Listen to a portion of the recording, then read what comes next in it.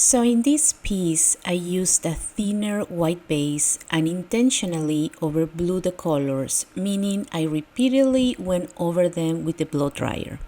The goal here was to show you how the base can actually rise up to meet the colors instead of the colors just floating on top of the base.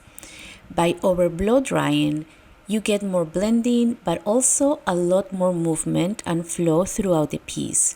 There is no right or wrong way to do a Dutch pour or any art for that matter. This is purely for demonstration and experimentation. And honestly, I really like how this turned out.